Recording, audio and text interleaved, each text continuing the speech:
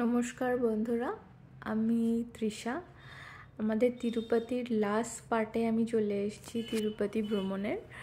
এটা হচ্ছে তিরুপতি মন্দির।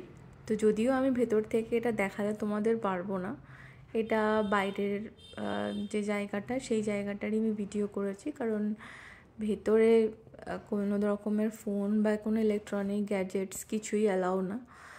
তো প্রথমে আমরা এখানে ঢুকে এই যে জায়গাটা দেখতে পাচ্ছ মন্দির মতো করা, এইখানে আমাদের সমস্ত কিছু ডিপোজিট করে আমরা মন্দিরে গেছিলাম দর্শনে। এরপর একটু পেট পুজোর পালা, দর্শন সেরে সন্ধ্যাবেলায় এসে আমরা একটু খাবার খেতে বেরিয়েছিলাম। সারাদিন ধরে সেরকমভাবে কিছু খাওয়া হয়েছিল না, তো আমাদের অনলাইনে আগেই টিকিট কাটা ছিল। আর আমাদের অ্যাকচুয়ালি ওখানে আমাদের একটা প্রোগ্রামও ছিল, যেটাকে ওরা কল্যাণম উৎসব বলে। তো সেই উৎসবটা বেসিক্যালি মানে ম্যারেড কাপল যারা আছে তাদের জন্য এই প্রোগ্রামটা। তো সেখানে বালাজি আর শ্রীবাড়ির যে পুরো ওয়েডিংটা হয় সেটা সেখানে পুরোটা হয়, আর সেটা তোমাদের দেখানো হয়।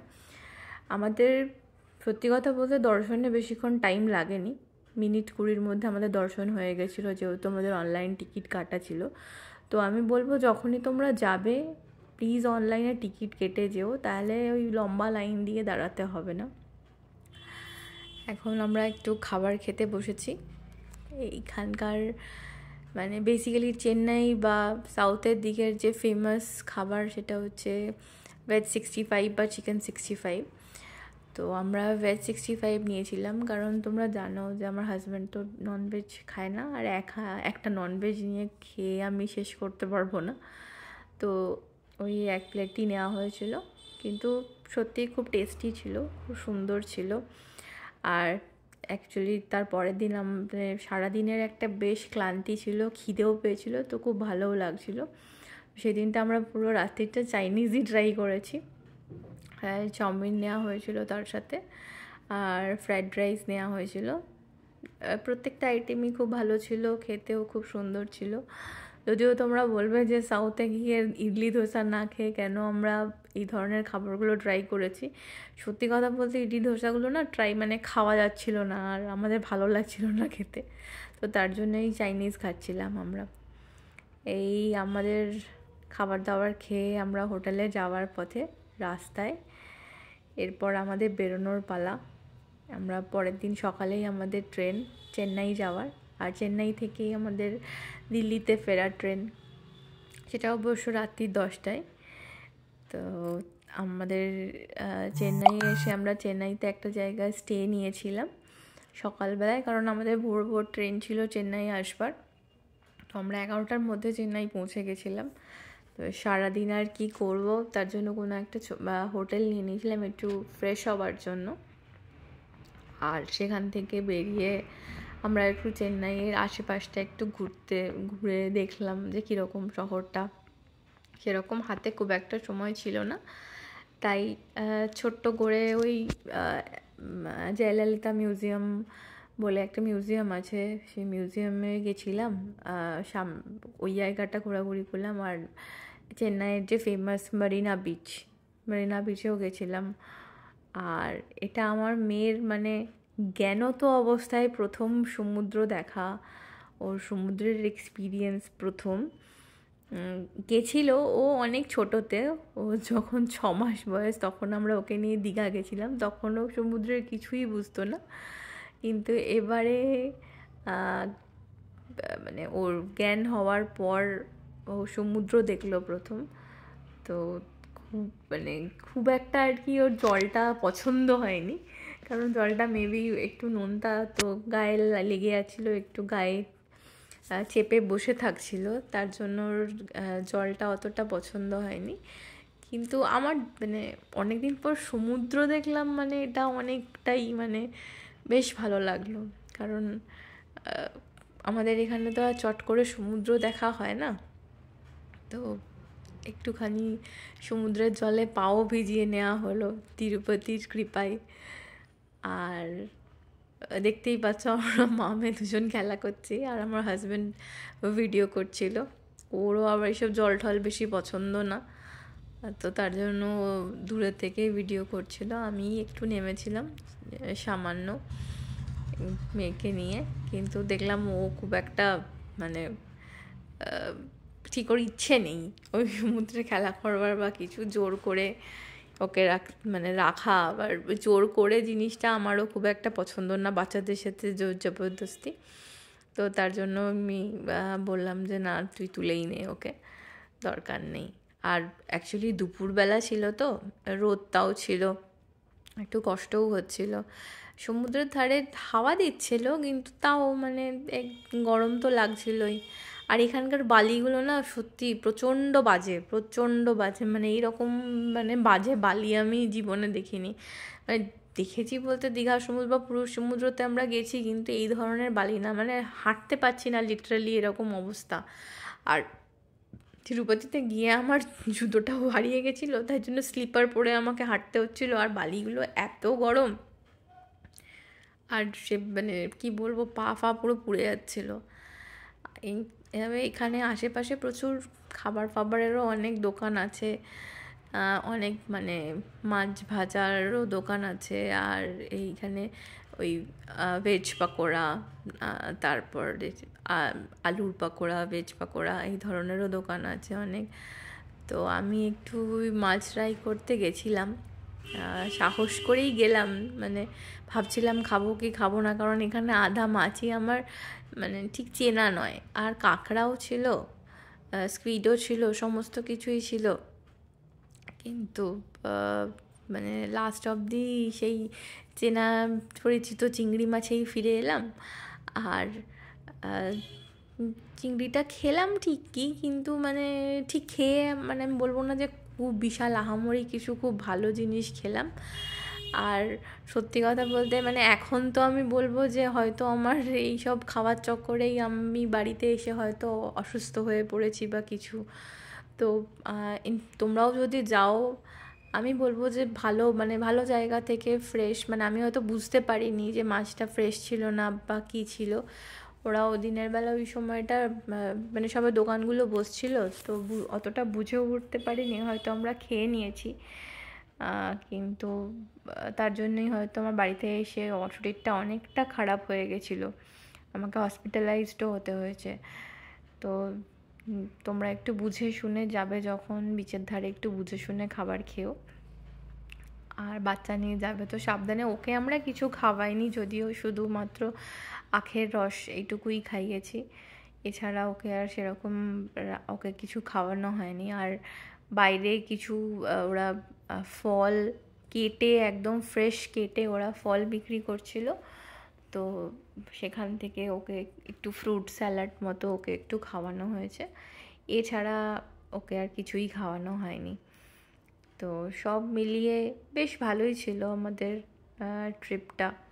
এই যে দেখতে পাচ্ছ এখানে ভ্যারাইটিস মানে ফ্রুটস, যেমন তোমার ওয়াটারমেলন আছে, পাইনঅ্যাপেল আছে, ওদের নিজস্ব একটা কী ফল বললো আমার ঠিক এখন মাথায় নেই, কি কুলের মতো খেতে ফলটা, অনেকটা টক টক। এছাড়া ওখানে এখন আম উঠে গেছে, তো আমের মধ্যে ওরা মশলা টশলা দিয়ে বিক্রি করছে, তো কাঁচা আম, কাঁচা মিঠে আম যেটা, সেটাও আছে। তো ফ্রুটসেরও দেখলাম ভালোই চাহিদা ওখানে, এই রকম ফ্রুট স্যালাডের। তো ওরা সেখান থেকে আমরা ওই একটু ফ্রুট স্যালাড খাচ্ছিলাম, তো দেখলাম বেশ পরিষ্কার পরিচ্ছন্ন দেখেই মেয়েকে আমি খাওয়ালাম, ওখানে একদম ফ্রেশ কেটে ওরা দিচ্ছে দেখে আমি তখন বললাম যে না ঠিক আছে বাচ্চা, কারণ ওকে নিয়ে আমি রাস্তাঘাটে কোনোভাবেই কোনো রকম কম্প্রোমাইজ করি না। আর বাইরে গেলে ম্যাক্সিমাম আমি চেষ্টাও করি যে ওকে ফল বা এই ধরনের জিনিসের উপরেই রাখার, ওই নয় কলা, নয় আপেল, নয় এই ধরনের ওয়াটারমেলন, নয় তো কিউকাম্বার, এই ধরনের জিনিসই ওরা খায়, ও খায়। এইটা হচ্ছে ফেমাস জয়ললিতা মিউজিয়াম। তো এইখানে ওনার মানে মিউজিয়ামে অনেক মানে মেমোরিজ, ওনার জিনিসপত্র সমস্ত কিছু আছে। জায়গাটা খুব সুন্দরভাবে সাজানো, ভেতরটা দেখো তোমরা।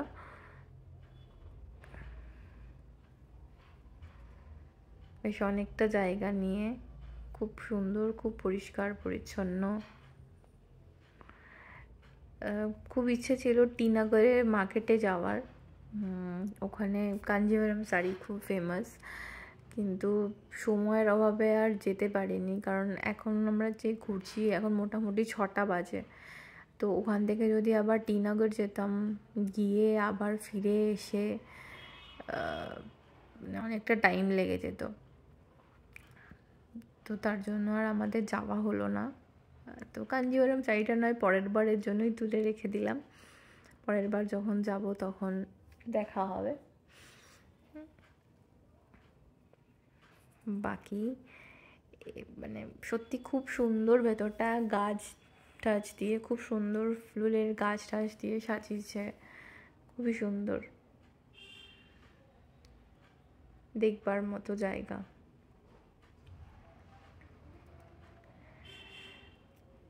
আমাদের এখান থেকে তাড়াতাড়ি বেরোনোরও ছিল, কারণ ওই সারাদিন আমরা টুকটাক কী ধরনের খাবার খেয়েছি, এবার হোটেলে গিয়ে নিজেদের খাবার টাবার খেয়ে আমাদের বেরোনোরও ছিল।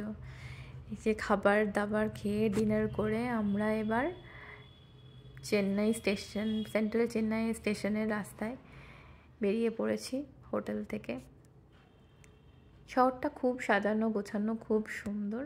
আমার মানে খাবার বাদে মোটামুটি সবই এই শহরটায় খুব সুন্দর লেগেছে। হ্যাঁ, তবে আরও একটা জিনিস, সেটা হচ্ছে এখানকার অটোওয়ালাগুলো মানে একটু বুঝে শুনে ওনাদের সাথে বার্গেন করে চাপলে খুব ভালো, না হলে এরা মানে যেখানে তুমি যাচ্ছ একটু উল্টোপাল্টা দামই বলে দেয়, যে এত টাকা লাগবে অত টাকা লাগবে, তখন আবার একটু কেওয়াসের সৃষ্টি হয়। তো সেই ক্ষেত্রে আমি বলবো, যারাই চেন্নাই বা সাউথের দিকে তোমরা ঘুরতে যাচ্ছ, কারণ ট্রেনে আস্তে আস্তে আমি মানে আরও যারা অন্য প্যাসেঞ্জার ছিল তাদের সাথেও কথা বলছিলাম, তারাও বলছিল যে ওখানকার অটো চালক যারা আছে তারা এইরকম করে। এটা হচ্ছে চেন্নাই স্টেশনটা। তো আমাদের এখান থেকেই ফেরার ট্রেন ছিল দিল্লিতে। আবার আমাদের 36 ঘন্টার জার্নি, সেই জার্নি করে আবার আমরা দিল্লি ব্যাক করব, সেটাও একটা টেনশন আমাদের মাথায় কাজ করছে, কারণ মানে পরপর মেয়েকে নিয়ে এতটা জার্নি আমরা করে যাচ্ছি। তবে টাচউড যাই হোক, মেয়ে অনেকটা সাথ দিয়েছে আমাদের। ট্রেনের খাবার সেরকম ভালো লাগছিল না, তাই জন্য আমরা ওই IRCTC থেকে বাইরে থেকে অর্ডার করিয়েছিলাম একটু খাবার। তো ওই খাবারগুলো মোটামুটি ভালোই ছিল। এখান থেকে সাবওয়ে অর্ডার করিয়েছিলাম সকালবেলায়। রাত্রেবেলা তো আমরা ডিনার করেই উঠেছি, তাই রাতে খাবারের সেরকম কিছু ছিল না। দুপুরবেলা মানে উঠতে আমাদের একটু বেশ দেরি হয়ে গেছে, তো লাঞ্চে আমরা মোটামুটি, এটা নাগপুর ঢুকছিল তখন এই সময়, তো তখন আমরা এখান থেকে সাবওয়ে অর্ডার করিয়ে নিয়েছিলাম, আর তার সাথে এগ বিরিয়ানিও অর্ডার করানো হয়েছিল। দুটোই বেশ ভালো ছিল, টেস্টি ছিল। এগ বিরিয়ানিতে বেশ অনেক মানে পরিমাণ মতো এগ ছিল, 5-6 পিস এগ ছিল, তার সাথে ওরা রায়তাও প্রোভাইড করেছিল এগ বিরিয়ানিতে। আর টেস্ট ওয়াইজও ভালো ছিল, মানে ওই সাউথের মতো খাবার ছিল না, যথেষ্ট টেস্টি ছিল খাবারগুলো। তো এই আমাদের জার্নি। বাকি আমরা পরের দিন সকালবেলায় নেমেছি, তো তারপর আর নিজেরও এনার্জি ছিল না ভিডিও করবার, আর মানে সত্যি কথা বলতে খুব ক্লান্তও ছিলাম, তার জন্য আর ভিডিও সেরকমভাবে আর করে ওঠা হয়নি ট্রেনের। তো এই অবধি। বাকি তোমাদের যদি কিছু জানতে হয়, কিভাবে কি বুকিং করা হয়েছে, কোথায় আমরা ছিলাম, কিভাবে অনলাইন বুকিং আমরা করেছি, এর সমস্ত ডিটেলস আমার কাছে আছে। যদি তোমাদের ইচ্ছে হয় তোমরা আমাকে বলো, আমি ডেফিনেটলি তোমাদের সাথে সমস্তটা শেয়ার করব ডিটেলসে, যাতে তোমাদের কোনো অসুবিধে না হয়। আর আমার চ্যানেলটাকে সাবস্ক্রাইব করে দিও, যাতে আমি আরও এরকম সুন্দর সুন্দর ভিডিও আপলোড করতে পারি। আরও অনেক ঘুরতে যাওয়ার ভিডিও নিয়ে আমি আসছি, অপেক্ষায় থেকো। বাস এইটুকুই। থ্যাংক ইউ সো মাচ আমার ভিডিওটা দেখবার জন্য।